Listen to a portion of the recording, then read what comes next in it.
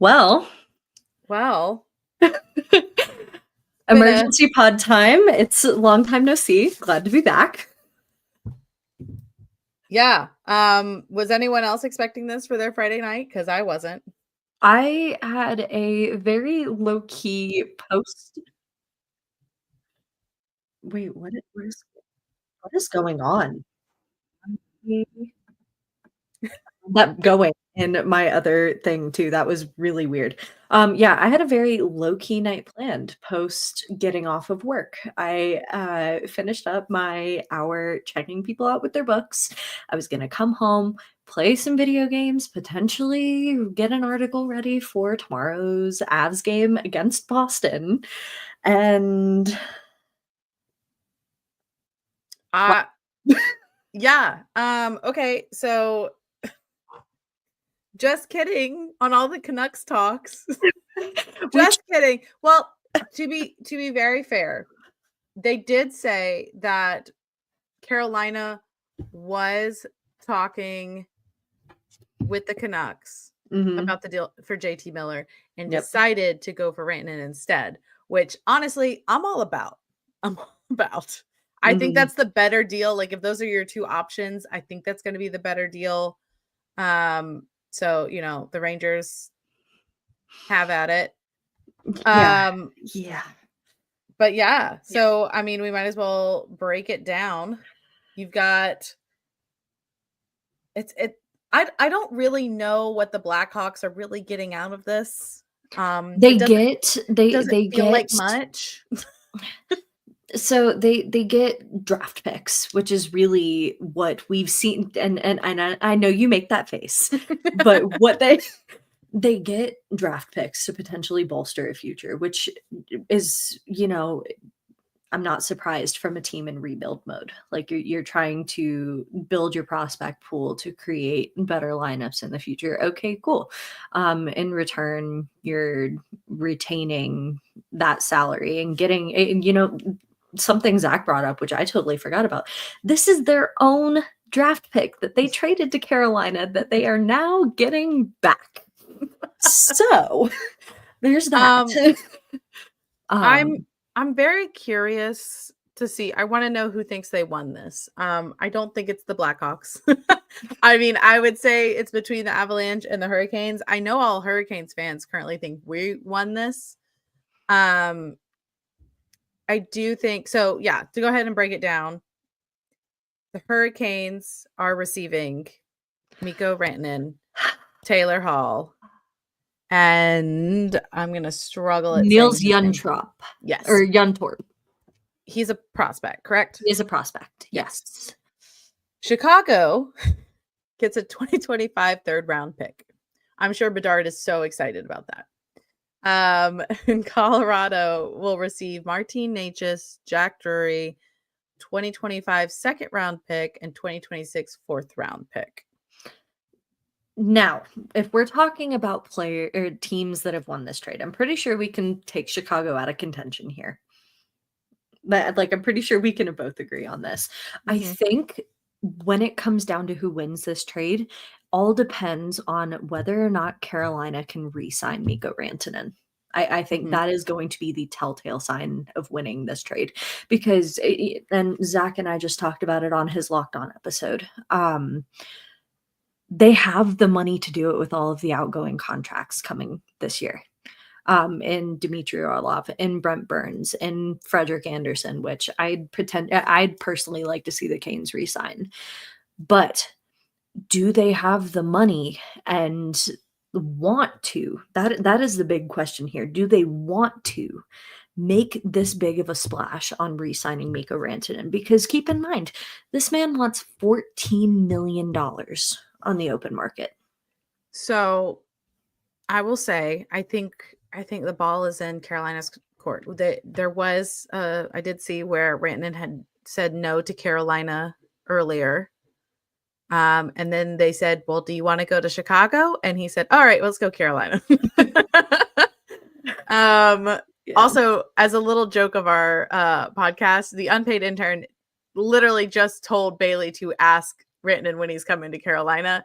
like what, yesterday? Like Yep. as a joke, but like semi-seriously. And Bailey said, no, I'm not going to ask him that. And then this broke and all chaos broke loose in our group chat. Oh, God. I think the ball is in Carolina's court. I think it's up to them to convince him we're worth sticking around for. I think they learned a little bit of a lesson with Gensel. Mm-hmm. And I think they do have some upside to that. Like, we are a playoff contender, just like the Avs were.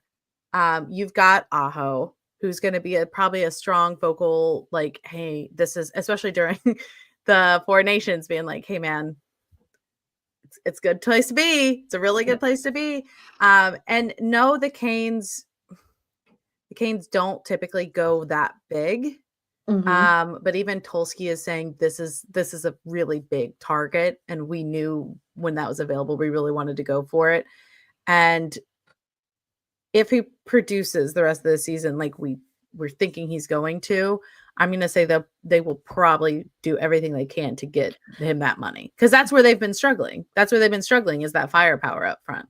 The thing for me is I don't think the Canes go into this contract trade negotiation without putting that on the one of the first lines of the on the trade deal is, we want you to come here, but we also want to make sure this is something that could potentially provide us longevity.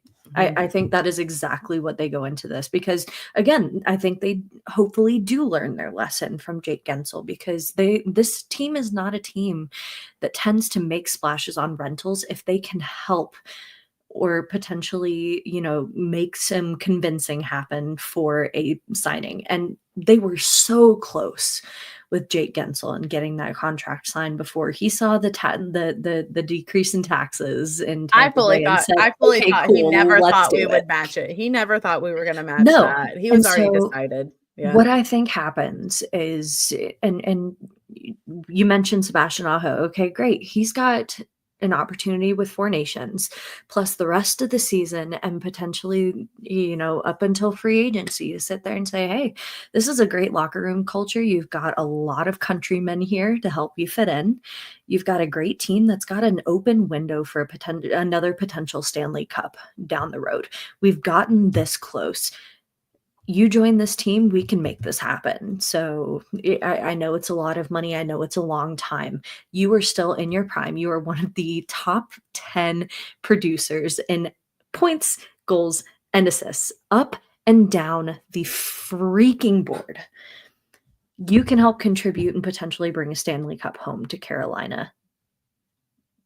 Do you want another one? Do you want an opportunity to make this happen? And I think it comes down to a conversation between Rantanen and Aho in this case, because this is something that the Hurricanes will want longevity. Now, we talk about longevity going the other way too. Martin Necas and Jack Drury, losing that.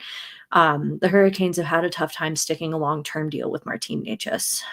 And something to keep in mind too is these are also two guys who have either had rumors swirling around them or have personally requested a trade from this team to play more minutes or play in a different position. Mm-hmm. They're both getting their wish in this and going to Colorado and playing against a Stanley Cup contending team who, yes, have gone through their struggles. The lineup and injury woes are nothing to be forgotten about. The power play is an issue with this team. But you're getting two guys who are getting their wish, and a change of pace and potential consistency in a lineup that, doesn't, like, aside from, mid-game change-ups, doesn't change all that often. At least not nearly as much as it changes underneath Rod Brind'Amour. So we do have some reactions from Caniacs, which we fully anticipated. A lot are excited because this is a big snag. I think this is maybe even more excited than people were when we got Gensel. But a lot of our friends, like Josh, are really sad to see Martin Necas and Jack Drury go. There's a lot of upside to Necas. He showed a lot of upside this season. He's definitely cooled down. Mm-hmm. And I think that's where the Canes the inconsistency in our system just hurts a little bit. I think everyone wanted him to succeed, but the inconsistency is a struggle, especially when you need, like, he is in a position you need consistency from. Most of the other guys on the ice, Aho, outside of the season, typically pretty consistent. Jarvis, the same. Like, everyone has like a few like off nights here and there, but they're pretty consistent. Martinook and Stahl are going to do their same job every night. So when you have someone like Necas where you're trying to see, all right, are we going to keep you around, and that he's so up and down, I'm not surprised he was on the ideas of being on a trade last year. And honestly, the way he played this year just kind of probably sweetened that a little bit to the point where he could even be in contention for a discussion for Mikko Rantanen. Drury's a little interesting. Hello, Zach. Hello. Drury's a little interesting too, because I mean, we heard a couple seasons ago he was wanting out. He said, I want to go explore and see where else is there. But he's been one of the guys. Like, he's a fan favorite. He also puts in the work. His face-off percentage is immaculate right now. And honestly, it was a little interesting. I don't know how I felt with, at first the name was Kotkaniemi being thrown in here, and then the next name was Drury, and it was like a little bit of a whiplash, but also being like, okay, I guess I don't know which one is offering more. The thing is I don't think this is necessary. Losing Drury, I don't think, is a bad thing for the Hurricanes, and I hate to be the one to say it too, but the chemistry that he had on the line with oh God, why am I blanking on it? Nason. The chemistry that he had on that fourth line with Nason last year was unmatched. They played so well together because of that experience that they had playing with each other with Chicago, or with the Wolves.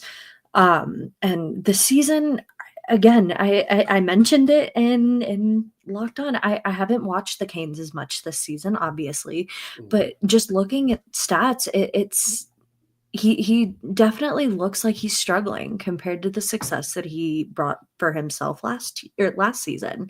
And it's kind of tough to watch that downward progression with a player like that who does have a lot of potential. Now, if we're talking about legacies, Drury is heading into one himself. His dad is a Colorado legend, or is it uncle?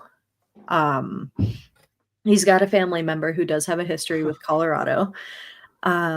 So there's a lot to look forward to, I think, in Colorado for Drury, as well.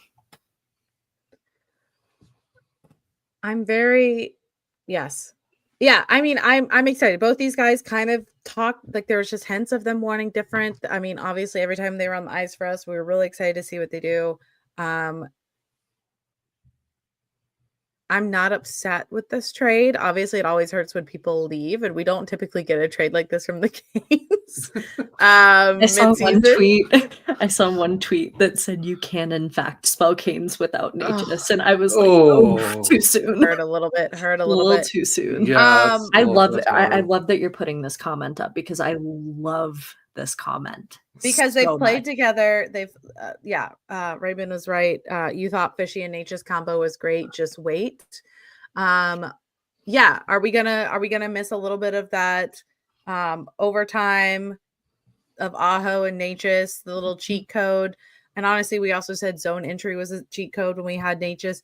So zone entry recently has fallen off a little bit with Necas, and so has power play, and so has, honestly, the overtime. I'm okay giving up that overtime cheat code of Aho and Necas if Rantanen is a reason we don't have to go to overtime.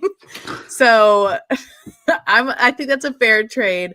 But I do want to point out, because a lot of things, like, we're really excited to see him play with Aho. They'll be playing together in the Four Nations. They've played together before. I am really excited because I know a lot of people are here saying willing to bet we get him extended before the end of the season. That's how the Canes win it, is if they get him re-signed, like we said earlier.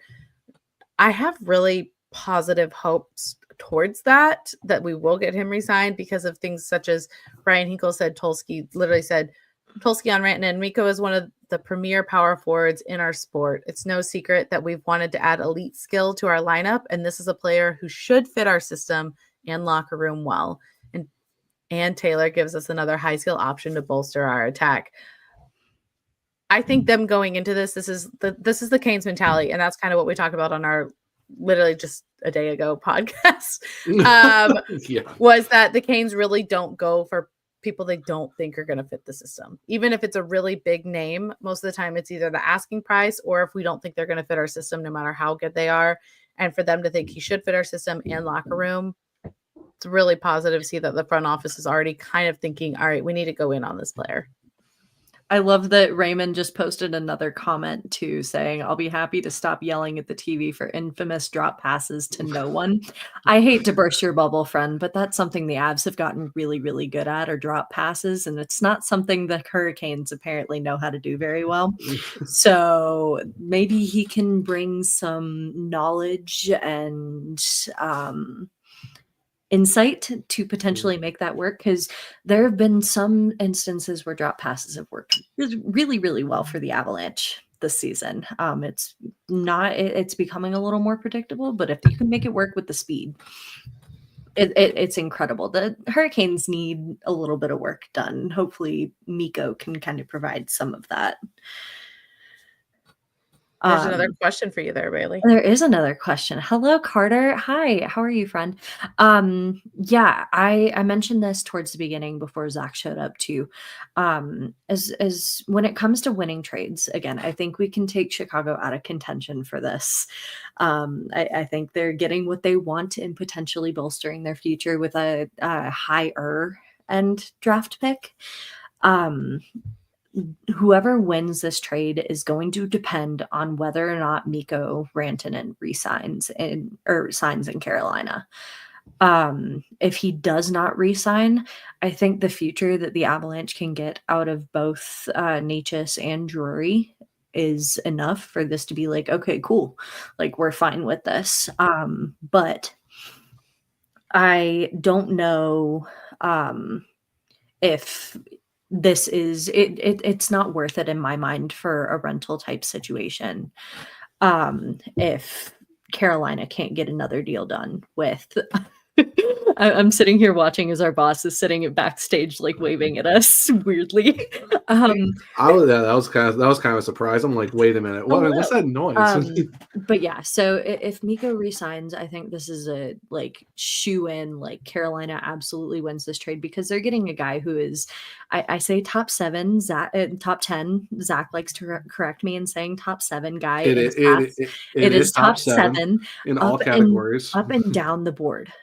For Mikko Rantanen in points, goals, and assists. This is a guy, we talked in years past about the one thing Carolina being missing from this Carolina team is a superstar forward who can score goals. And, Aho started to look better and better. And we said, you know what? You can't say that Carolina doesn't have a superstar anymore because Sebastian Aho is on this team. Okay, cool. Fine. Whatever. This is Mikko Rantanen we're talking about. No offense, guys, but like Aho unfortunately, no offense. All right. No offense, guys, but like Aho is not on the leaderboards for goals across the league. This is a guy who could potentially add a lot of star power to this team. I mean, we do need to say, as well as Necas was doing, he was tied for 11th in scoring with 55 points. Rantanen is currently at 6th with 64 points. The front office very much recognized. I was going to add you in, but I was going to add you in before we talk about Taylor Hall, because that is a part of the trade that we have not talked about. And I was going to get Zach's 2 cents since he's got that Blackhawks flag back there. Kyle, what are you talking about? That's Hurricanes. Kyle, as an outsider looking in on this, give me your 2 cents on this. I mean, this trade kind of shook the whole NHL tonight.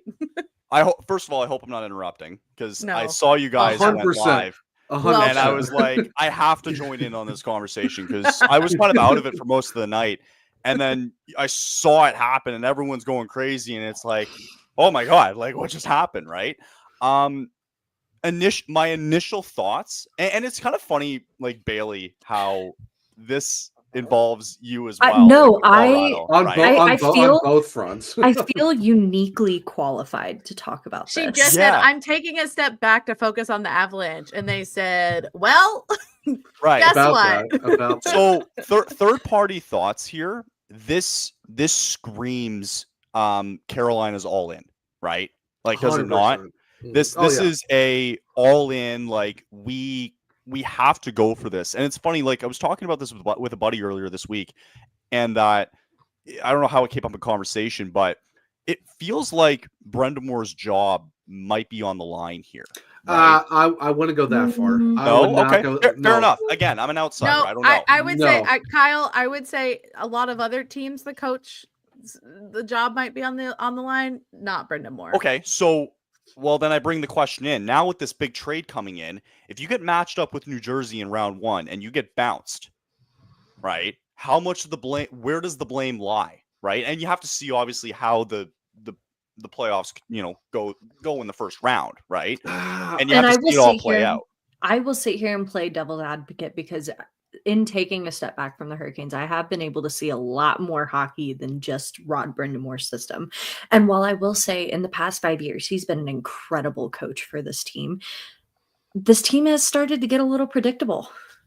It's a team that I think the rest of the league is starting to figure out, which isn't something to say badly on Rod Brendamore's part. I still think he's an incredible coach who's creating an incredible culture in the locker room for this team, and there's nothing to be forgotten about that aspect of it. But I do think there is something to be said about this being an all-in chip for the Hurricanes, because as I was mentioning, there is this isn't a move the Hurricanes have made in past years, and now you're getting 2 years in a row where they're making splashes on some of the biggest names on the market. It's funny. Go ahead, Kat. Go ahead. I will say, as way that teams, you're saying they're making the Canes are becoming predictable. Yes and no. I would say we're becoming predictable. We're really predictable when the Canes play complacent hockey. So the games where we're like, this isn't a game we should lose, or like the Canes can't get going, when they're not giving their all the whole time, which is what the fans yell at them all the time. When they take time off, when they're not actually doing, like, they're kind of just going through the motions. Yeah, you can read their past, you know exactly what they're going to be doing because their system, it does, like, you kind of know what's going to happen. But when they're on it, you can't really stop them. And I think to the point where even like some teams are starting to like emulate the Canes a little bit. I think I've heard like the Capitals are doing really well. They're literally taking Canes hockey and making it even better, which is why they're having such success. So there is really good success in Brendamore's system. If you actually have the scoring along with it though, and the guys are actually staying on whole game, the Canes are kind of unstoppable because their game plan. Martinook and Stahl are going to come in there and just bully you with the puck nonstop, but you're not going to get away from it, even though it's coming. And Aho and Jarvis might pick you off and get a shorthanded goal for your power play, but you can't stop it half the time unless your goalie all of a sudden is phenomenal. So it's like a yes and no. Like the Canes could be their own worst enemies at times, but I definitely love that the front office is noticing, like, this is a season that everyone was like, maybe we're just going to write off the season because it's a new season with new guys. It's a bigger switch up than we've had in a while. And everyone's like, let's just see where it goes. Some people thought we weren't even going to make playoffs, but with these guys and the way we started the season and the potential we have, I love that they're taking a step kind of like they did last year where they're like, we could go all in. Like, we're to the point where, like, we're a favorite, but also not a favorite. Let's prove that we can do it if we make the actual moves for it. Yeah. I'll say this, and I'll let you guys go off on this because I just wanted to bring this up, right? A few things.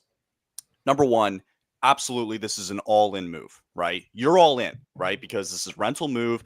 I was surprised that Drury went the other way. I think he's a big loss in this in case the Hurricanes maybe don't go on a deep run here. If it was Kotkaniemi the other way, huge round of applause that they're able to get out of that contract, right? And the fact that you're actually only taking half of the salary because Chicago's doing their part here, and maybe they want to eat some cap, it's fantastic. It's still a fantastic move. The fact that you're still able to go out to the deadline and still be able to make some moves depending on the cap situation, which I'm unsure of, right? And I'm not sure what the situation lies, right? You know who the biggest loser in all this is? Chicago? Vancouver. Oh. Well, think about this, right? Vancouver is the biggest loser in all this. They had a chance. And it got taken away from them. Right. Yeah. They had a chance, if you think about it, to set the market, right? You're waiting, and it happens every year, the one domino to fall. And this is the domino, right? This is absolutely. Now it's everything. It's all downhill from here. Yeah. Last year it was the Lindholm trade, right? I can't remember prior years to that, but that's the domino. This is the effective domino. And Vancouver had the chance to set the market, right? And they could have had a very big value to this, right? Because the Hurricanes were in talks with JT Miller and maybe Pettersson. I don't know if that was true or not. But now that the market is set, and for Carolina to be able to get this, right, at what is a really good value, the Canucks are kind of looking at this going, damn, like we could have really done something with this. Damn, all we have is the Rangers now. Right. The market for it now shrinks down twice. Right. And the market all of a sudden shrinks for them. So it's a really big, I think it's a huge loss for Vancouver. You wonder about Chicago and the cap, and you know, they eat some cap now, and you wonder about what they're going to do going forward. I think for Colorado, it's still a great pickup, even though you know, you do lose Rantanen in the process. I think I like Necas and I like Jack Drury, and you know, obviously you guys, you have more insight than I do about this. But overall, big risk.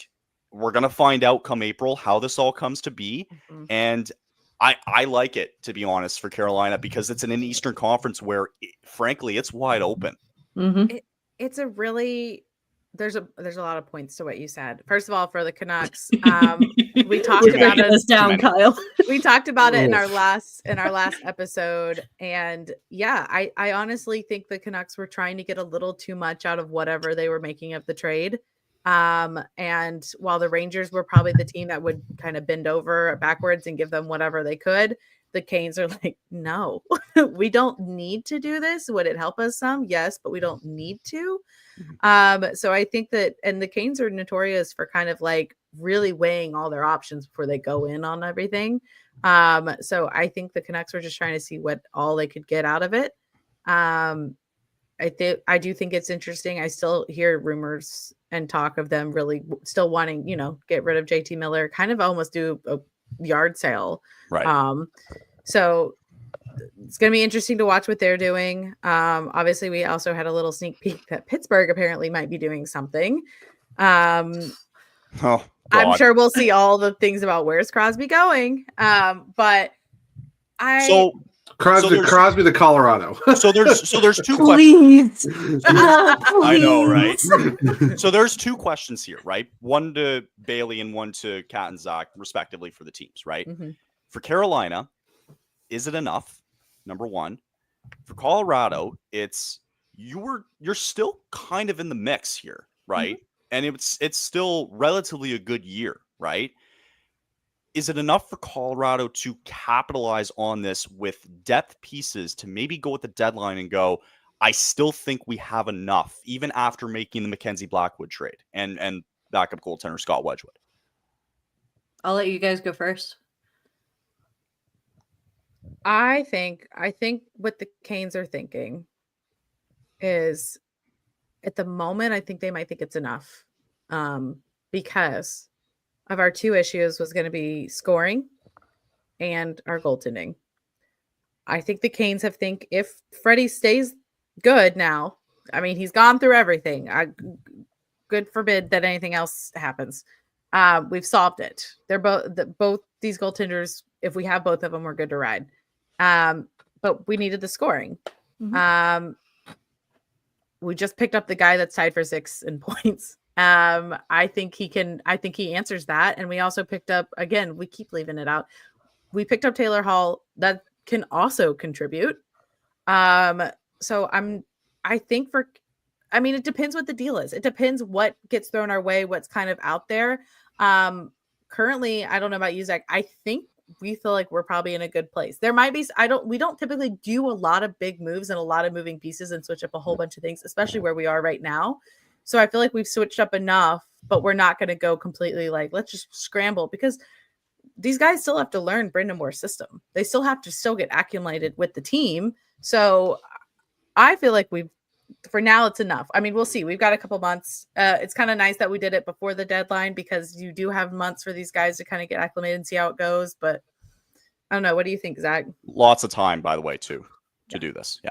Yeah. Because you look at the fact that you're like a month and a half away from the trade deadline. You got 4 nations coming up. So you got to have like a small-ish window of 3 more games in January and then a few in February before the break, and then it's basically all foot, all gas, no brakes coming right out of that, and it's March 7th for the deadline.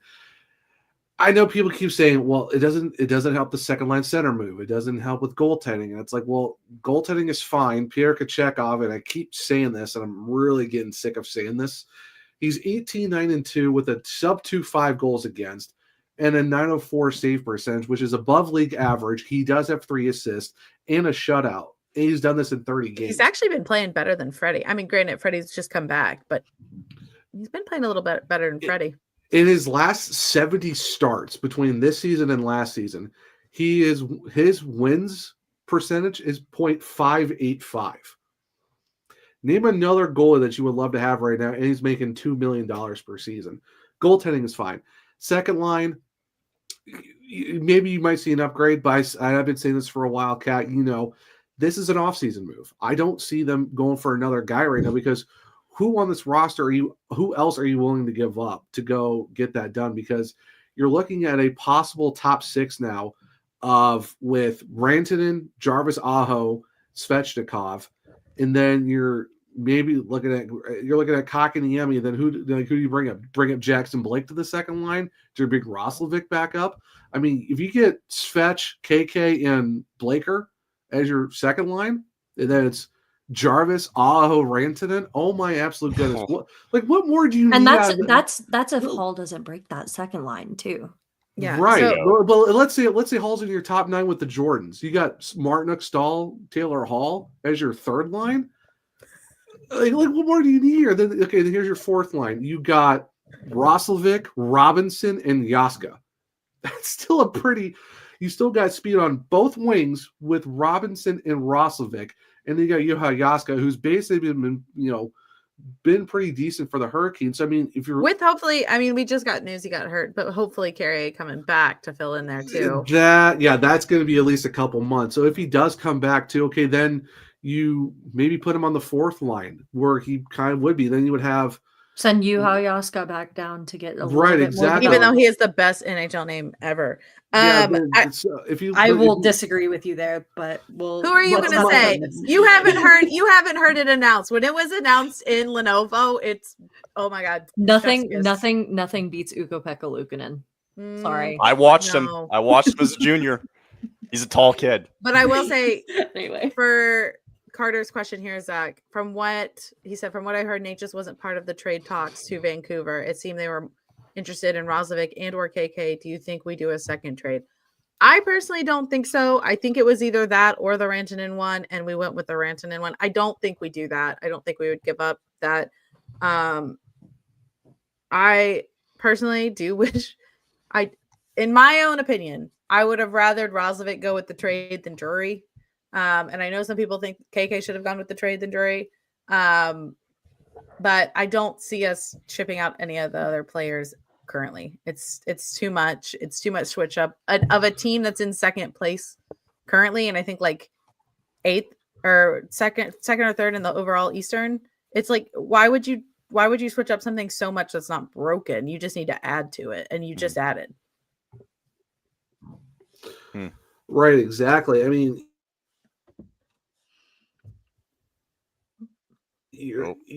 projected cap is minus $1.32 million.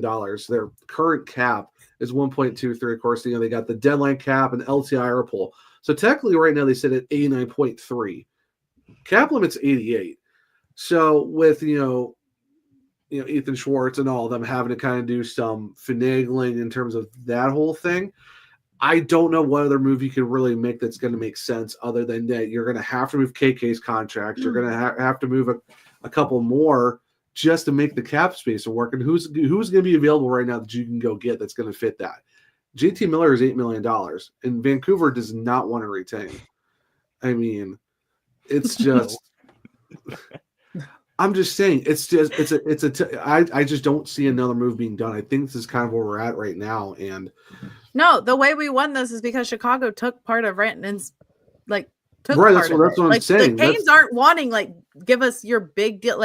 We don't do that. No, that's what I'm saying. That's what I'm saying. The Hurricanes are not going to take all of Miller's contract. He makes too much. He makes too much money for the money that it's just because I had Matthew Zader on from the Hockey Writers who covers the Vancouver Canucks. And we talked about it. It's if Vancouver doesn't want to retain, he's on the worst projected pace of his career with the Canucks. Him and Pettersson, they're both well below average, and they're 8 and 11.6. And every team knows that they're trying to get rid of these guys.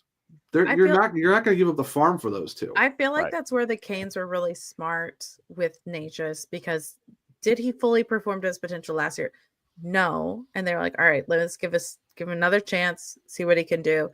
And he popped off. And if anything, either that was beneficial because either the Canes were going to keep him because that's what they wanted from him, or he was showing his potential to other teams. And that's unfortunate. If he even comes back, and that's unfortunate for the Canucks because they're trying to get rid of something that's not showing out for anyone. Right. So no, it's. Yeah, I don't see another move being done because right now there is no cap space unless you're sending some of your contracts to the other side, and then you got to have, like we saw with Chicago, they just came in and they picked up a third, the third they gave the Hurricanes, and they just traded for a right back, and they retained half of Rantanen's the Blackhawks literally got nothing. They got a draft pick. That was it. Also, and that was their own draft pick. Speaking, that's kind of what me and Bailey said to start. So if there's another loser in this besides the Canucks, it's probably Chicago. I mean that's just tough. Zach, we've talked about business. We've talked a lot about Rantanen, but we're kind of not everyone's just like, oh yeah, he's part of the deal. But I mean, Taylor Hall, that's a pretty good grab too. Poor Teuvo Teravainen. Teuvo Teravainen is like, no, I just left there. Why do you get to go back? I mean, he did sign in Chicago, so he did sign there. The same amount of money that was making in Carolina too. So, Taylor Hall. I mean, you're talking what? But did he come back and spend Christmas with the Canes? Yes, he did. Yes, he did. I mean, yeah, he did. Well, here's the thing. So this is kind of what you're going to get with Taylor Hall, and big shout to Walt Ruff for this.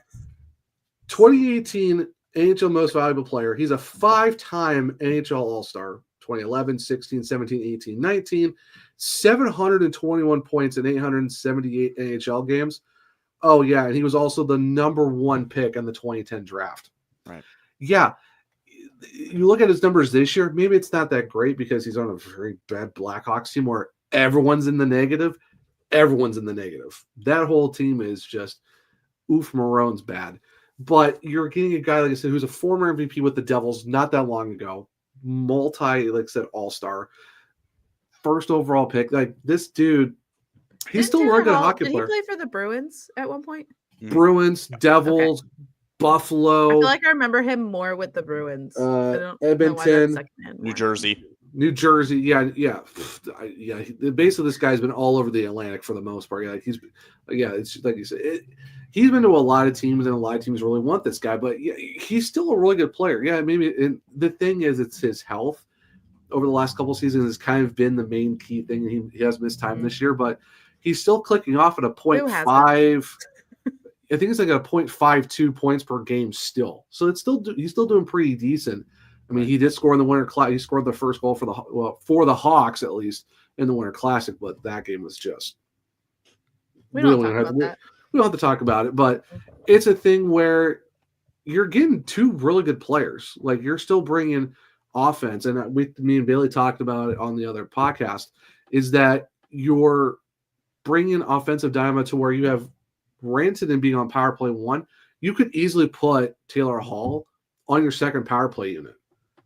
Mm-hmm. That's not a bad addition, and you're adding a guy who can fit into your top 9. You could put him in your top 6 if you wanted to. Still, even like a top 9, that's still not bad for a guy like Taylor Hall, who's on your left wing. So you can somehow make that work. So if you do Svechnikov on that top line with Aho and Rantanen, okay, then you do Hall, Kotkaniemi, Jarvis, or Blake on that second line. You keep Jarvis with the Jordans. I mean, that's still a really sick like if top Jarvis 9. isn't on that first line, he's going to be with the Jordans. And we all know how we know how good he is with the Jordans. That's his dad's. That's his dad's. Also, how dare any of you that thought KK was going anywhere? You think Moneybags was going to let his best friend go? Probably not. But there's lots of time. But initially, that was the crazy part, is the fact that you look at how he was initially part of it. Then it's like, no, he's not part of it. Jarvis stormed in there and said, "No." I say no. It's wild too, for the fact that now you're bringing these two guys in and you're going into Long Island on Saturday for, you're going to Long Island, then you go to the Rangers, like I think it's Tuesday. So you're talking, that's some big Metro points coming up. And then you get the Blackhawks coming to town Thursday. But the thing is, there's no player that's going to come back and try to bite the Canes. It could be Taylor Hall biting the Blackhawks, because that's pretty much it. And you look at the fact, I think it was Mark Lazarus from The Athletic who put this out there. He's like, I cannot believe the Hurricanes were able to get Rantanen and Hall and still got more cap space because of the fact that Chicago retained half. Mm-hmm. And still, in Jack Drew's contract wasn't that big. It was not a big contract. It was Murray Nietzsche's 6.5. So basically, it's like you took on Taylor Hall's, which I think for Taylor Hall, he is $6 million. So yeah, you basically took his 6, and you saved $500,000 from him and Nietzsche's, and then you just took on that 4.625 from Mikko Rantanen. Mm-hmm. Like you came out with bandits, and you got a rights to another player. Essentially, I forget the kid's name, and I'm sorry for that. It was kind of like this was an added bonus, like way after the draft, after the trade was already put out there. So it's honestly a great overall trade by the Hurricanes. Like, yeah, it stinks you lose Nietzsche. Yeah, you lose Jack Drury, but I mean, come on. You're talking a guy who's top 7 in all offensive categories, 107-point pace. So I'll finish with this, and I'll let you guys be, because I feel like I'm interrupting. And it's no, stay. Still, I appreciate it. I'll just say this. Do you think you pulled the trigger a little early? And the only reason I say that, well, hear me out for a second, okay? I'm Florida, right? I see this massive move get dealt, right? Man, we better do something too, right? There's a lot of time period between now and the deadline day. You don't think the Panthers might do something? The Leafs, as much of a joke they are, you think they might do something? You think the Devils will probably sit there and go, man, we're struggling in scoring right now. I think we have to find a way to match this, because it's possible that this is a first-round matchup come playoff time, right? So I think they're more concerned about their goaltending right now. Sure, fair enough. Fair enough. That's fair enough. It's a great move. It's a great way to open this up, right? And there's nothing I dispute about it, right? I just worry that you gave your competitors a lot of time to now go to the drawing board and say, you know what, if they're doing something like this, it feels like we have to match this in order to get, in order to be somewhat competitive come the playoff times. Because if you look at Washington, right, you can make a fair argument they might be an upset alert come playoff time, even being the number 1 spot, if it holds true to this day as the number 1 spot in the Metro. Who knows, right? Look at the And- Bruins from a couple of years ago. Right, exactly. I think are they number one in the? I think they're number one in the whole league right now. I think so. Yeah. And who knows? Maybe that's something that happens, right? So I just wonder because it really is wide open, right? And I still, even after this trade, I still look at Florida and I still think that they're the team to beat. Okay. And I say that because I still think they're going to bring the physicality. Yeah. I think that they can add more to it. I think they're a little bit more complete. Doesn't mean the Hurricanes, if they get a chance to match up against them, I still think they could. But I wonder if you gave too many teams a bit of a leeway here come deadline day where they're able to make a response, if that makes sense. So I'll go first. I see what you're. Oh, I see- of course, Kat goes first. Yeah, makes sense. Go ahead. About to succeed the floor to someone else. Fine, Zach, you go first. No. Go ahead. Go ahead. It's okay. Hold on. No, go ahead. No, go ahead. Go ahead. Go ahead. I want to hear this. I do too, actually. I can see where you're coming from. I don't think the Canes are concerned about that because every other year, everyone has said, "Why have the Canes not done anything?" They've watched all the trades go by, all the stuff happen. Why have the Canes not done anything? And everyone's even like ESPN, all of them, like commentators, analysts are like, the Canes, they're in such great spots, but they're not doing anything to change while all the rest of the league is going around us. Right. So I don't think anyone's going to be, at least on the Kane side, no one is going to be like, dang, we went too early this time. No, of course not. They wouldn't be thinking that because they needed to make a move, right? We never go. But and you never go. Exactly. I'm just also curious because, like, I don't know what other moving parts there are currently. Like, that was all I've heard for a long time is JT Miller. And, like, yeah, talking with Bailey and everything, and our unpaid intern joked around, like, what about Rantanen? So, like, yes. I still love that he called this. Yes. You're in the locker room. You ask him about it. And Bailey goes, no, last time someone asked him that, he got real cagey about it. And we're like, do it. Oops. What do you have to lose? Next day. I wonder why he's a Carolina Hurricane.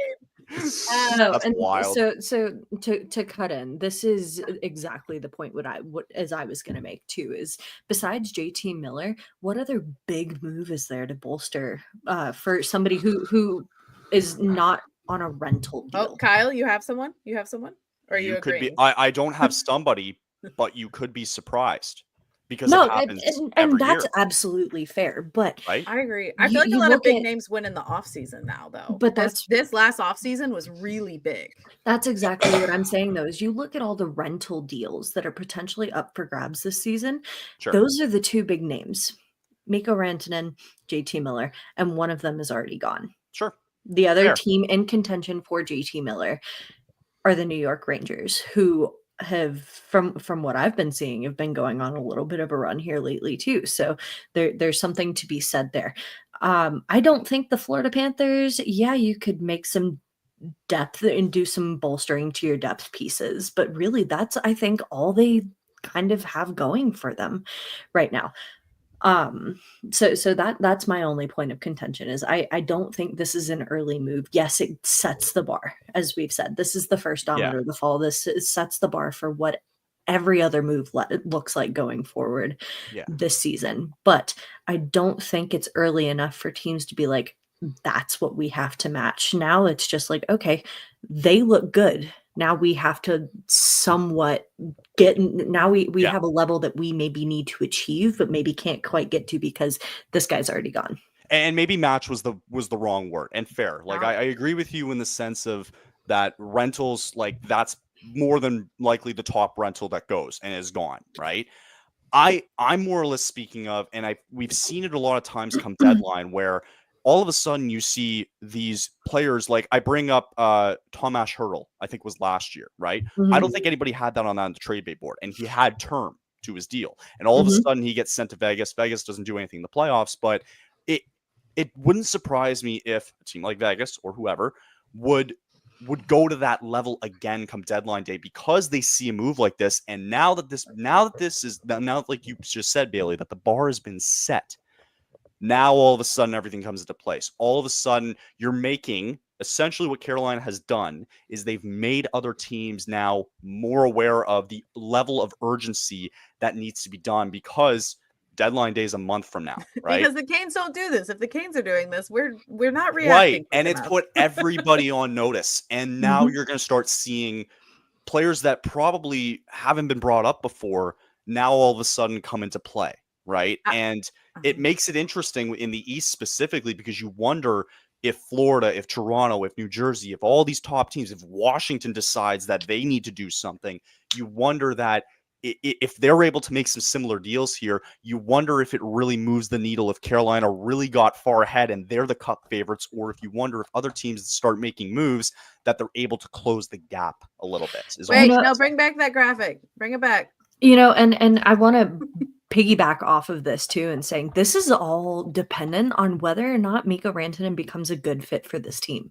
Because there could be every other chance in the world that, you know, what the rumors going around saying he blocked a Carolina deal last week, that could very well be true. It could very well be that he is not going to be a good fit for this team, that he doesn't fit in and he walks. Which is kind of nice. It's kind of nice to see that because also I feel like that's why it also isn't going to put urgency on other teams because other teams are going to see, does this actually work for them? Or is this a Nashville thing all over again? Whereas they got all the star power, but they couldn't do anything with it. I wouldn't be surprised. Nashville would be someone I would see that maybe something will go on. Like if teams are looking to them being like, hey, you tried this, didn't work. Maybe we'll try taking these guys. Exactly. Yes, they're always 100%. kind of mixing things up, but I think it's going to put more pressure closer to deadline than it is currently.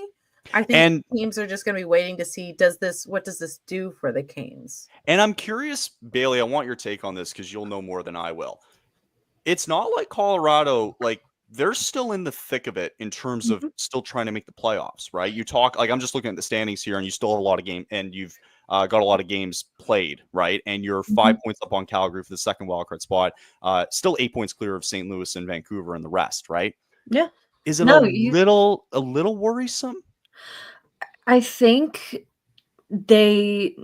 you look at the couple of games that the Avs have played recently too, where they drop the ball. You earn yourself a huge loss against a rival that could have put you up in the standings in the Minnesota Wild on Monday. You lose a game against the top team in the division when the Winnipeg Jets. Like that's a low blow, and it's definitely something to cause worry. And this is something I was going to bring up when we're still talking about Mikko Rantanen.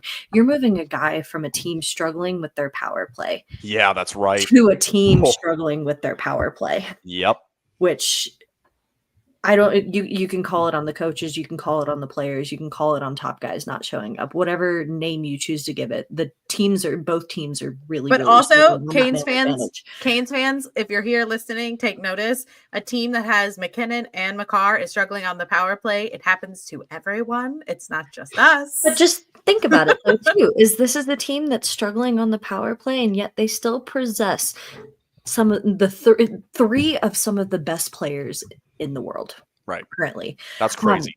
Which is insane too, which is why I'm not mad at the return that the Avs got in this, because with those deals going on too, and all of the smaller, I say smaller, which, you know, guys like Lehkonen and Drury are still, and Nichushkin, let's not isn't he out again?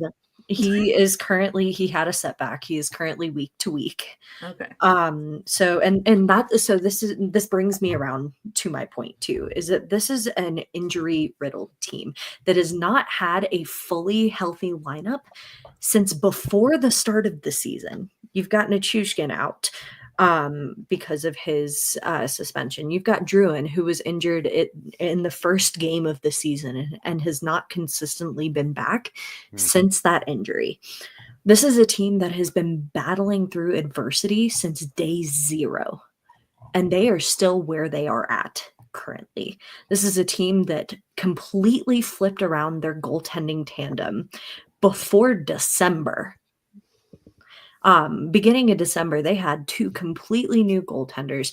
And after that, you saw a completely new team with a completely new line of confidence going into games. Now, yes, they are struggling to find a groove. There's some sort of disconnect happening where some of the top guys maybe aren't showing up. McKinnon looks a little defeated right now from carrying a lot of the team on his shoulders, because Still. that top line is playing close to 25 minutes, if not more, a night, which is crazy when you look at the fourth line, who's only playing maybe 5-6. Right. And they're still in a first wild card spot.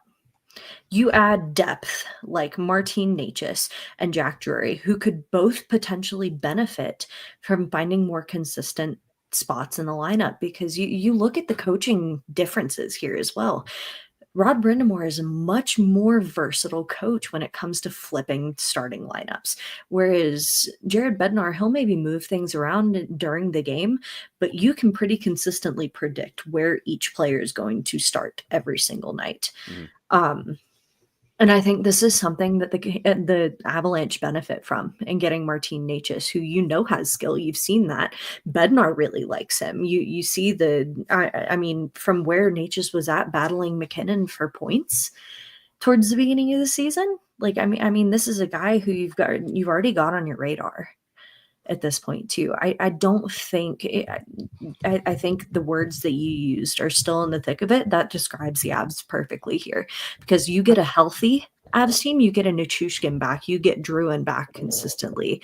You potentially get, I don't want to set any lights off here, but Landeskog's been consistently showing up to morning skates too. And I've heard whispers around the room that they're going to make that decision around Four Nations face off, which could potentially be a make or break for this team as well. Getting your captain back could potentially light that locker room up. That's the one name that gets lost in all this, right? I'll head off. I'll let you guys have the floor. I'm going to bed. too much craziness tonight. I need some sleep. Thanks, Kyle. Thanks for letting me join. I appreciate it. Didn't mean to interrupt, but how dare you? I know, right? I'm terrible. Congrats on the big trades though tonight. That's awesome for you guys, and I'm glad you all got a chance to discuss it. So anyway, thank you for having me on. So I'll see you guys later. Night. Okay, night, guys. And I do want to bring attention to some of the comments here as well. Oh yeah. Too. Well, one thing I want to say with you, it's going to be interesting to see Necas there too, because if you saw how well Necas and Ghost work together at times, having Necas and possibly Makar work together, is going to be. If it works, it'll work really well. I'm so excited. So to bring in Raymond's comment too, is Mikko in tomorrow? We waiting a day or two? The Hurricanes are in Long Island, getting ready to play the New York Islanders. The Avalanche are in Boston, so this is a quick flight down the river, potentially, to get these guys to their necessary teams. Could very well see them make their new team debuts as soon as tomorrow. Absolutely. Are you saying we're going to get down there by a van down by the river? Is that what kind of situation Shut up. I mean, sorry, I couldn't help myself with that one. It was just too easy. I would say we're probably going to see him, because who else are you putting in? Yeah, you've got two guys. Two players. You've got two guys, so you've got to call somebody up from the Wolves. And potentially bolster that. And then you've got Mikko Rantanen. I think they're banking on Rantanen being ready to go tomorrow. I worry about the number since 96 is taken. Do we think Taylor Hall? I mean, is Taylor Hall going to play tomorrow? Oh, no, sorry. No, yeah. I don't know why I keep forgetting about Taylor Hall. Jeez. Everyone is. Yeah, no, Taylor He's Hall. Just kind of like the sprinkle on top. Taylor Hall is going to he's be ready to go. He's back healthy. Sorry, Jack Roslovic, but you're going to have to give Mikko 96. I don't need. We'll see. I also like this comment and saying the Avs did better than I ever thought they could do in this Mikko situation. I think that gets lost. I mean, it's a little bittersweet. I mean, you couldn't give him what he wanted. So either you're going to give him up for nothing, or you're going to get something back. And you got something back that probably is going to benefit you. And that's, I think, what Chris honestly. No, and that's exactly what I think Chris McFarland and company are looking at in the Avs front office. Is you can't give Mikko $14 million a year. And there was another comment up there too. And I want to put, if I could put them side by side, I would, but Mason and Mel had very similar questions and saying, like, this is a guy who you send him onto the free agency market and he gets 14 million from a different team. No question. He might not be worth it on a different team because he doesn't have that same star power that complements him, but he absolutely gets 14 million on the open market.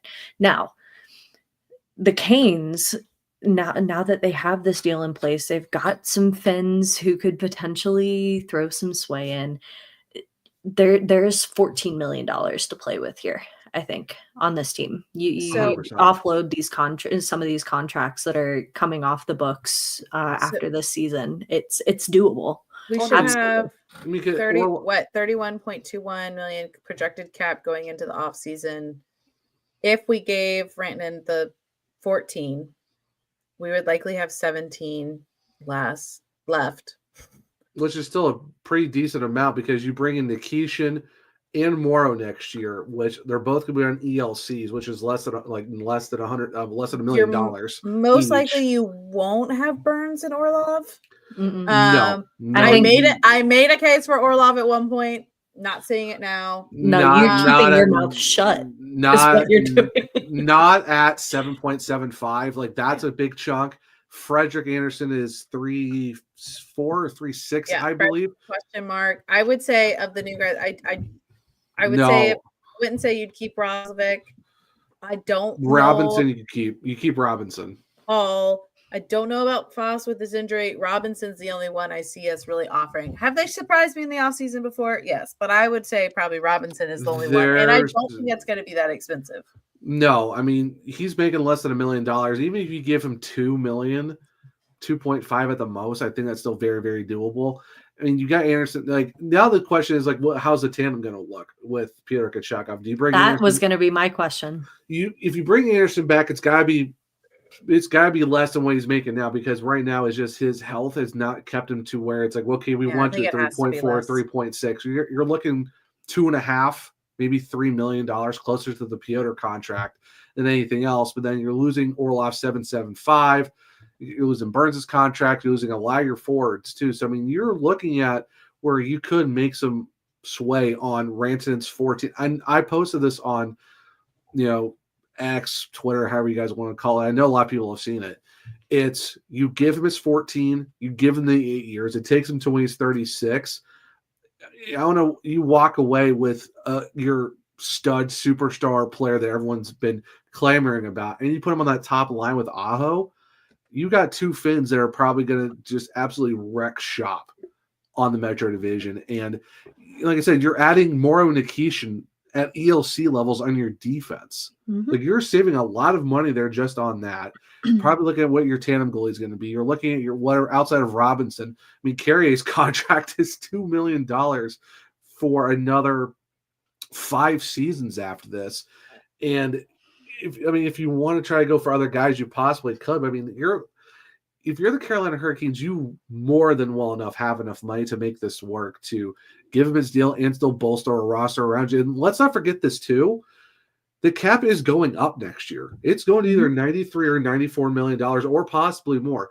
We're talking within the next 2 to 3 seasons, we could be hitting $100 million in terms of cap space. Think about how insane it's going to be if it goes up to that much money. Now you got Aho's contract, Svechnikov, Jarvis, Slavin. All of those are going to be bargain-based deals on like, how are we paying this guy this much money?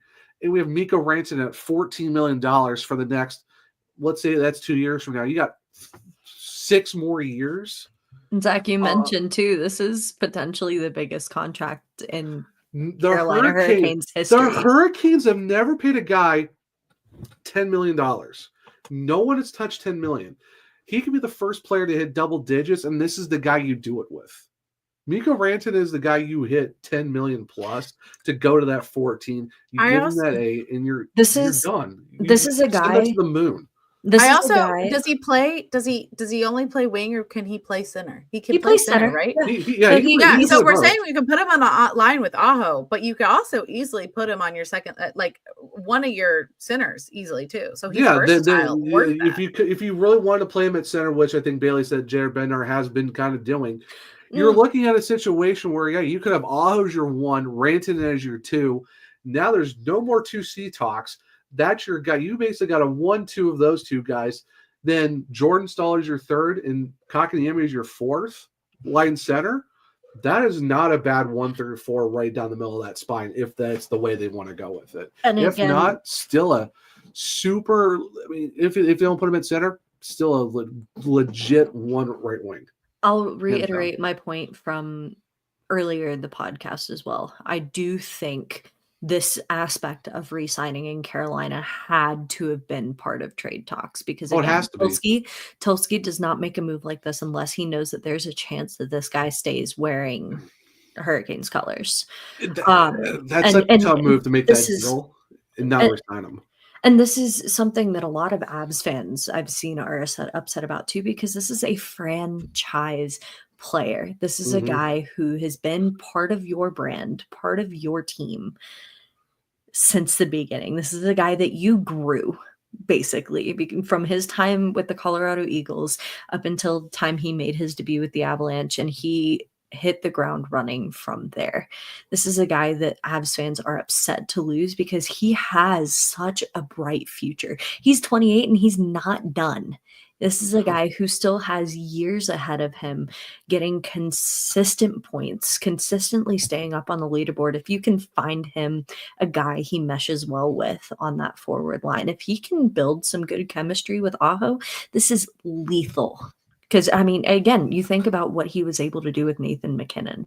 And obviously, again, no offense to you guys, but Sebastian Aho is no Nathan MacKinnon. That's still lethal damage with a guy who is as talented as Sebastian Aho being able to work with a fellow countryman on a line that it's dangerous. It's so dangerous. And if the Hurricanes can make this work, come out again winning this deal, if that deal can get signed, they absolutely won this trade. And it looks a little worse for the Avalanche on their part, especially if they can't make something work long term with Martin Necas.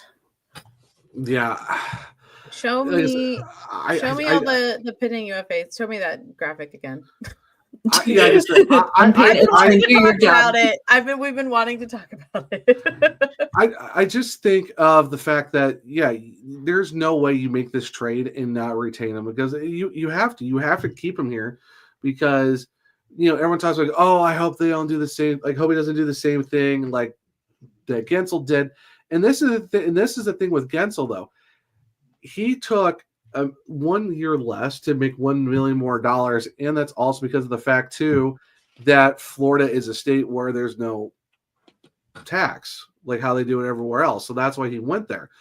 If you are looking at a situation where you bring him back, there's a lot. It makes sense to do it, and you've got fellow countrymen on your roster that can be like, no, we can easily make this work. It's just.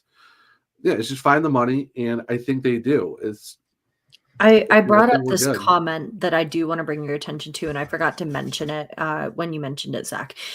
Yes, Bednar's tried him at center a couple different times. When he had a little switch, and I can't remember which game it was, but Bednar switched him to center during the third period, and he had it was the best minutes that he played all game. Tried him again at center for the following game. And Mel, if you remember the game, please help my memory, because I don't have the schedule and the lines right up in front of me. But Bednar put him at center for that game, and it didn't look great. So this is a guy who can play center in theory. But again, you've got him with a guy like he can gel with, like Nathan MacKinnon, and he's been used to playing on McKinnon's wing for the past couple years pretty consistently. And so it's going to be a tough switch if that's something that Brind'Amour tries to try him at, because I don't think it's not something. I don't think center is something you try to assimilate with him into when you're already trying to get him used to this system as a winger. I think it's going to come down to if you're going to pay him 14, if he's versatile in both, that would be great. Because we have guys for less, like are kind of versatile in both. And also then you could match him up. Like, yeah, you want him with Aho, but if he could help another line succeed, that would be awesome as well. I just worry about that chemistry ultimately aspect because he's used to playing with on one, maybe two guys' wings. One guy ultimately it comes consistently. well, we know it ultimately comes down to if he's a center, it comes down to if the defense. That's what Brendan Moore wants of his centers is defense.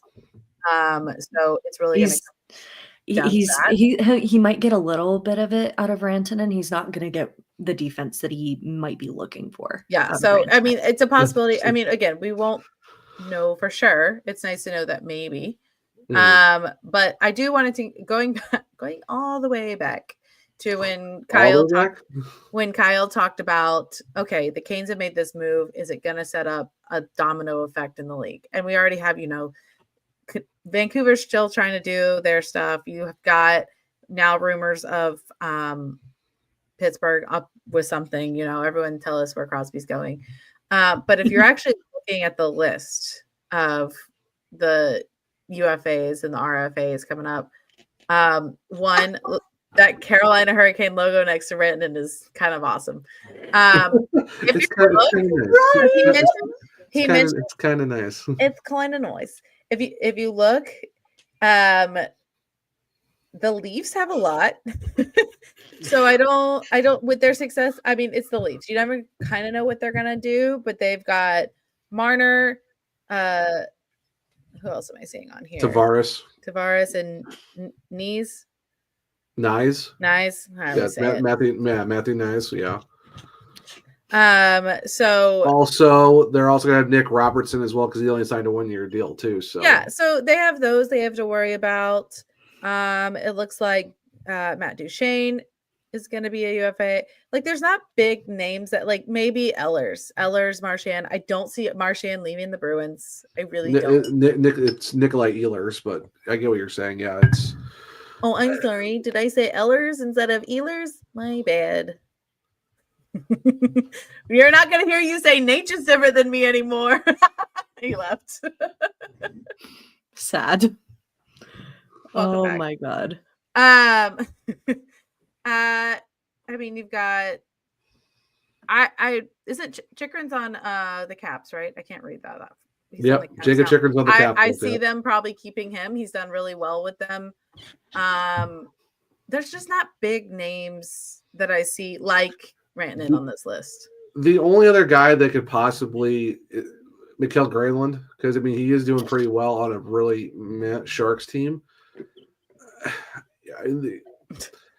Even if you look at even RFAs, like who are you gonna go get? Like a lot of these teams are not going to give up. Like Seattle got Kakko, Lafreniere from the Kings. I'm very doubtful on that. Stars are not going to give up Johnson. Minnesota's not going to give up Marco Rossi, or the Jets are not going to give up Velarde. If you look at the landscape of where the Hurricanes are at and what the trades are, it's not going to be a lot. And the thing with Mitch Marner is he is looking at he wants a Matthews contract, and who knows if Toronto can even match that. And for the Hurricanes is you got to make what's due and what's possible. And I think they got probably one of the best guys to do that with. The fact that goals, points across the board. This is the deal that makes sense. And it's like, is it too early? Going back to what Kyle said, no, because you have to make a move. Because if you wait, someone else can go make that move. And it's just, I think overall, Eric Tulsky and Darren York and the whole group and the pro scouts they found the need that they needed. They know they needed a guy who was a more consistent goal scorer. And nothing against Necas, but he did kind of tail off a little bit. Like, if you look at his last 5 games, what is it? Mainly assists. Like, his point pace was not there like it was at the start of the season, which is, I mean, not everyone can make a run like that, but you got what everyone's been wanting for is a superstar shooter, and that's your guy. I really don't know what other trades you could possibly look at. It's like, for the fact that the Hurricanes waited out the Canucks and they found this better deal with the Avalanche and got the Blackhawks involved just to take something in terms of a retain, and you get Taylor Hall, who's a former MVP. I'd like to bring this all to your attention as well in saying Frank Saravalli said an impeccable source says that this Rantanen deal was not the biggest thing on the table in the last 48 hours. Crosby! Could you imagine, though? I don't know, unless it's a Crosby deal, how it gets much bigger than Mikko Rantanen coming off the trade market. McDavid. But yeah, again, franchise player, the Oilers give up Leon. You get a Draisaitl. 3-game suspension, buddy. You done. Oilers give up Draisaitl for Stützle and a bag of pucks. I really don't know. I really don't know any other deal that's like what's bigger than this one. Like you said, unless it's Crosby, unless they trade him to Colorado and he reunites with McKinnon. I just don't. Please. That might be like my dream. I would only say so unless it's Mitch Marner off the Leafs. Unless the Maple Leafs are like, we can't sign this guy. We're going to trade Mitch Marner. God. Marner to the Pins. Hey, Kyle Dubas likes those guys who play for. Yeah, he left the team that he's just going to bring down to Pittsburgh instead. Anyway, that would be wild. I don't know if we're kind of rounding out. I don't think anyone should be like, even with that news, I don't think anyone should be like. It's all like, yes, there's interchanging of players. It's all about how they fit the system. Mm-hmm. Like I will continuously say, like, yes, both teams seem like this looks like good fits for them. It looks like it's kind of a win for both, not so much for Canucks or Chicago. It's kind of just like, yeah, whatever. But Josh, it's all about how they fit the system. Remember in the offseason, every single person was like, look at what Nashville's doing. Look at all the names they've got. Wow, they really went all in. Like look at where they are in the standings right now. So it's really chemistry is a big part of these trades. So I'm excited because I know the Canes don't do these, especially this big of stuff, without knowing kind of what they're getting and what they expect. It's just crazy that it blew up on this Friday night before a game. Mm-hmm. Yeah, it's definitely a bittersweet situation for a lot of Avs and Canes fans combined. Josh, I will say, while I don't have much of a hand in it, he's in great hands in the Avs locker room, especially with the new goaltender additions who have been great for building that locker room up. So he is in good hands with the Avalanche. Definitely a lot to keep your eye on as the trade deadline inches closer, as playoffs and clinching situations start to come into fruition. This is going to be a big question mark until he fits in. We get maybe 5-10 games underneath Rantanen in his New Jersey. Like, it is going to be a huge question mark. And I think that's something that Tulsky and company are sitting on the edge of their seats looking at too, is because it's all going to depend on chemistry. It's all going to depend on how he fits in. I do have a question. How long before we get Moose's Loose t-shirts? In the eye. How long are we waiting for those t-shirts to drop? I mean, I think Avs fans will riot. I think the other Moose might have a qualm with that. I'm sorry, but the Moose Copyright Office says no. The Moose that we got, it takes a little bit more precedent than the one that likes to have his nipples out for TAVO and all that other stuff. Like, we're oh god, we have the proper Moose. It's gonna be fine. I was not really expecting this on a Friday. It's like, okay, I wanted a quiet Friday evening, you guys. Oh yeah, I was getting ready to do some AHL coverage for the Calder Times. Like, okay, it's kind of low key, do some AHL stuff, no big deal. Then puck drops for the game I'm about ready to cover. All of a sudden, boom, here's some news. And I'm like, okay, let's see what this is for Taylor Hall. Then it's Rantanen, and I'm like, okay, well, scrap all of that. I ain't worrying about no AHL games tonight because it's like, I'm still flabbergasted for the fact that you go out, you're like, okay, yeah, Taylor Hall, then it's Mikko. Listen, Tulsky is playing chess and everyone else is playing checkers. As Mike Foreman once said on X, 5D chess. No 4D. It's 5D chess, and figure out in your brain how you figure out 5D chess and not Now, 4D. I posed the question to you guys because I got something wrong earlier. JT Miller has a lot more time on his contract than I realized. He's got five. So, He's got 5 more years after this Yep. season. so I totally $8 forgot million. about that too. You look at the potential deal that the Hurricanes could have had in bringing JT Miller to Carolina. What does that return look like? And is it a better or worse deal than what they got with Mikko Rantanen and his salary retained? I could, because I know Vancouver's one in Necas, so I would. Would Necas be part of the deal? I'm not sure. I know maybe KK and I think whoever else KK would have been in talks for that. Absolutely. For JT Miller. Yeah. Probably him. Oh, and yeah. Ross. Him, Ross. Yeah, would and be I don't. Heisman I picks. think we didn't want to give up on KK. Which I will bring up is that yes, the Hurricanes I don't think want to give up on KK.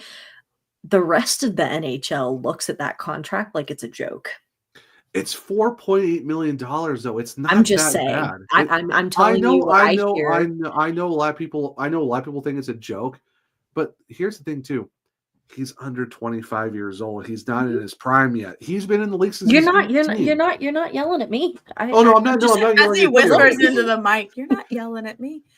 No, I- it's not Listen, you. there It's have just been worse deals in this league. They can look at it There as a is a joke. There have million been way deals. more worse deals than that. 4.8 for KK is not bad. Like I said, he's not even in the prime yet. Everyone talks about their prime is 26 to 30. He hasn't even hit his prime yet. It's not his fault that the Habs took him at 18 as the 3rd overall pick and absolutely squandered his development at all.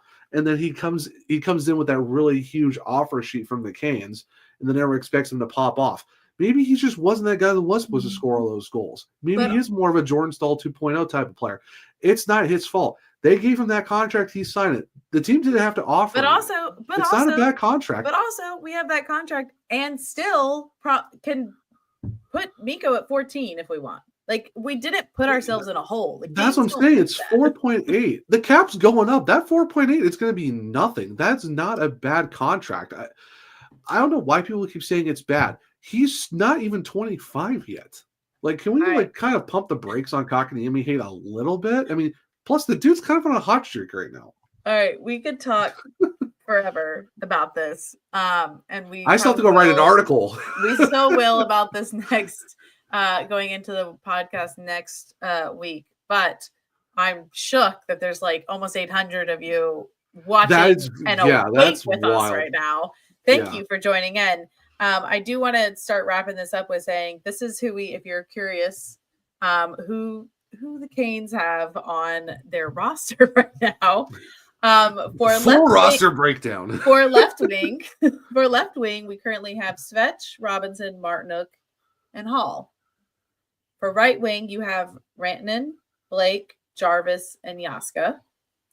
For center, we have Aho, KK, Stahl, and Roslovic. For defense, nothing really changes. Slavin, Burns, Orlov, Chatfield, Ghost, Walker, with Anderson and Kochetkov in net. Currently, we have in the press box, but also they're hurt in the press box, Carrier and Jost. My brain. Do not disrespect former Colorado Avalanche Tyson Jost, please. Yost, and Used. Don't. I also thought of Jost from Saturday Night Live, and my brain just stopped. But yes, they're both injured. LTIR, we have Jasper Fast, and we also have called up Stillman, who poor guy gets whiplash back and forth. Oh, him and don't talk to me about whiplash. I cover the Colorado Avalanche.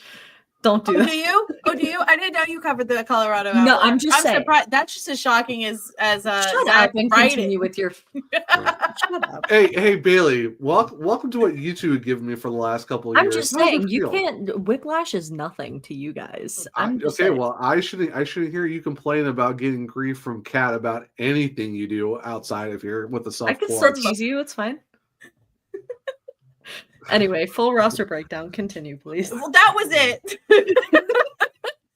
I'm sorry, you haven't watched the Canes in a while. That's all we have. Shoo-wee.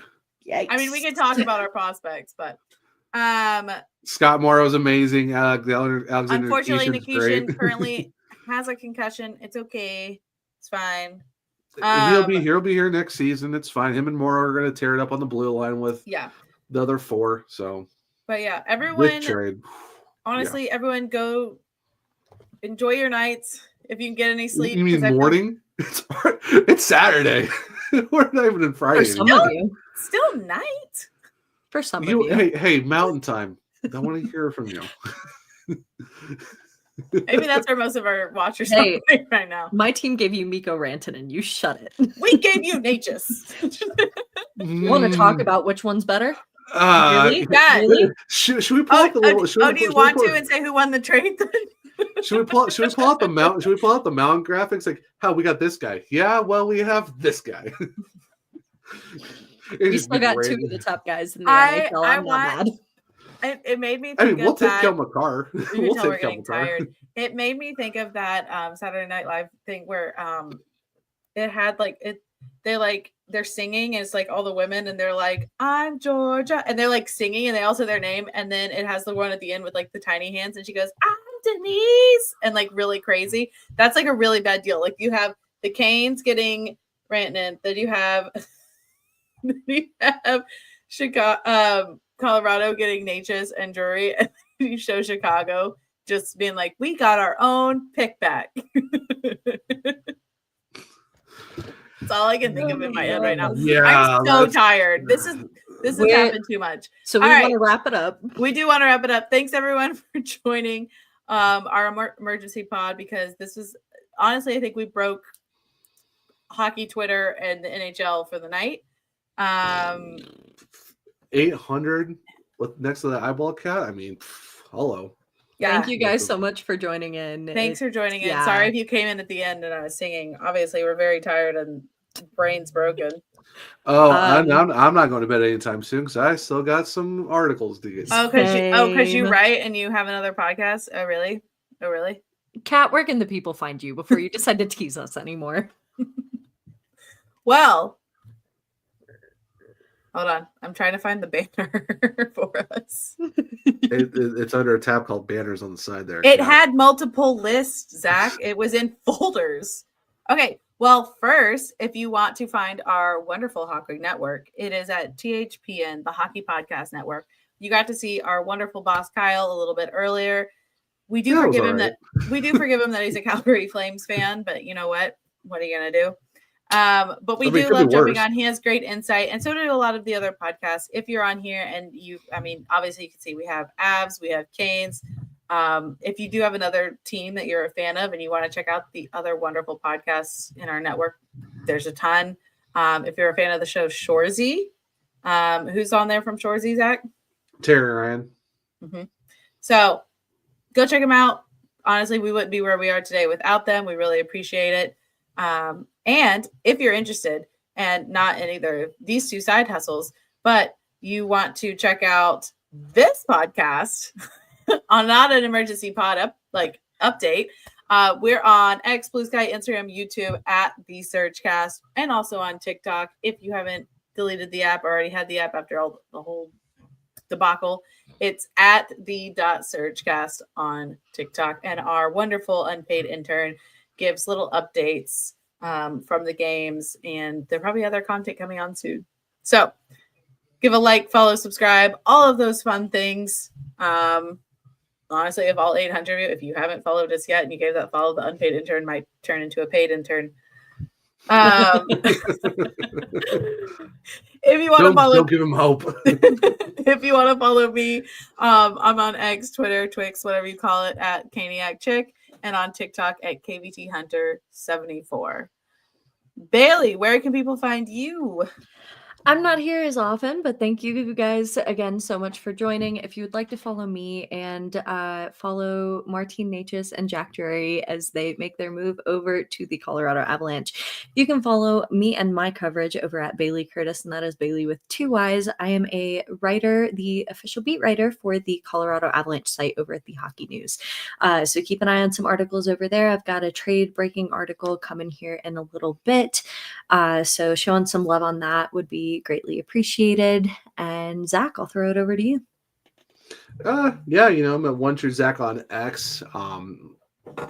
Also the host of Locked On Hurricanes, where I won't say it. I mean, you were interrupting through an ad read the first time we were on that show. I'm so why not? so sorry about that. Locked On Hurricanes. We already have an emergency pod that dropped already an hour ago. And thank you to everyone's already watched that. Also on YouTube, Locked On Hurricanes. Subscribe to all that good stuff over there. If you want to check out my articles, I'm actually at the Hockey Writers. I'm the credentialed Hurricanes beat writer over there. So, and luckily for me, I'll be in Raleigh next Sunday for the LA Kings game, and hopefully be able to talk to a couple of new Hurricanes. I got to talk to Rantanen on Monday, and I'm still so upset that was my last time talking to him. The thing that's crazy is the fact that when you were up here, we were in the away locker room talking to those guys, and now talking to Mikko Rantanen in the home locker room. That's going to be an absolute trip. But yes, so make sure to check out my articles. I'm going to have a full impact that's probably going to be out on Saturday, just because of it's been a crazy night trying to do podcasts and all this other stuff. So make sure to check out my personal on Twitter. Like I said, One True Zach. I'm also going to be on Blue Sky, the Zachary Martin. You will see my article over there, more so of a deep dive. What impact are these two going to bring? And what's the landscape going to look like now? So make sure to go check that stuff out. And Kat, where can people find you? Already said it. Already said it. You know what? It's tired. I'm late. Let's go to bed. It's time for bed. Listen here, man. All right. Listen here. And you still got a whole ass article to write too. At the end, he's going to wrap up the article. The last line's going to be, and Kat, where can people find you? But that'll do it for today's emergency pod for the Surgecast. Thanks for joining us. And please comment, send us, tweet us, whatever, what you think about this deal. I know a lot of you had some fun we loved all the comments, but we would love to hear more. I know everyone's going to have more thoughts as Saturday rolls in. What's funny though, because Cal, we talked about the quarter century team. If the Hurricanes do sign to an 8-year contract and they do the 50-year deal, Mikko Rantanen on the half century Canes team. I mean, it bolsters that if they can secure a cup with him on this team. All right. Give you something to look forward to. Good night, everybody. Thanks for joining, guys. Bye.